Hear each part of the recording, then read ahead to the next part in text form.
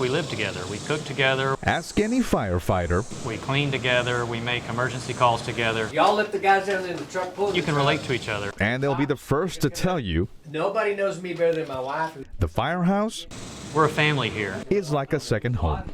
We know each other really, really well. We become essentially brothers and sisters. It's that sibling bond that keeps the nearly 300-member Garland Fire Department going strong. This is where all the problems are solved. This is where all the meetings happen. But for this family, dinner time talk is much different than conversations you or I may have at home.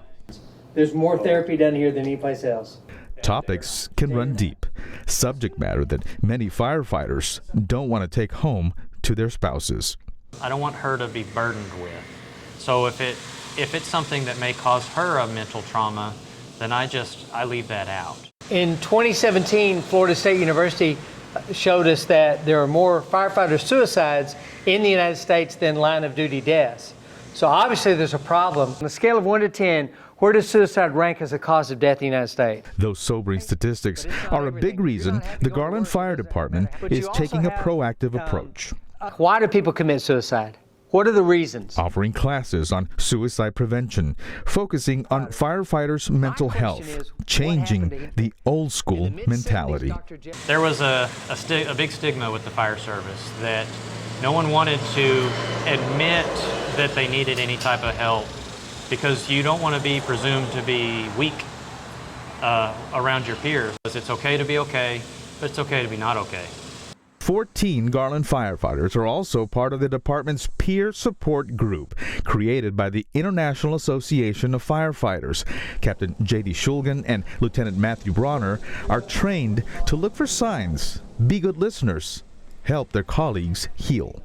We look after each other. We're trained to be a peer, and that way if someone has a need, they need to talk about anything, they have a call that bothers them, they have something going on at home, anything in their personal life, they have somebody that they can relate to. Not just for each other, but for colleagues across the country too.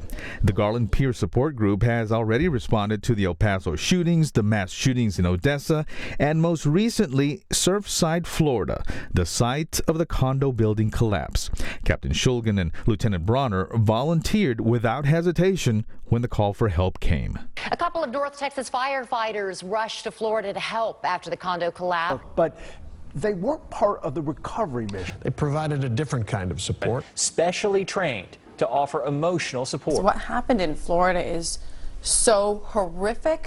Those firefighters are still making car wrecks and heart attacks and suicides, homicides, PD CPRs, all the normal runs, if you will forgive the term, that we make day in and day out as firefighters, which still takes its toll on our mental health. That can cause some problems with our processing, and we will make sure that they have the tools and resources they need to process appropriately.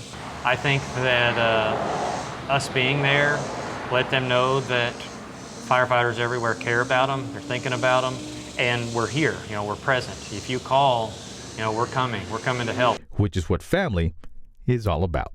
So we're really kind of watching out for each other, which is really, really good. And making your mark. Making our mark. Exactly. Yes, sir. Exactly. For the City of Garland, I'm Saul Garza.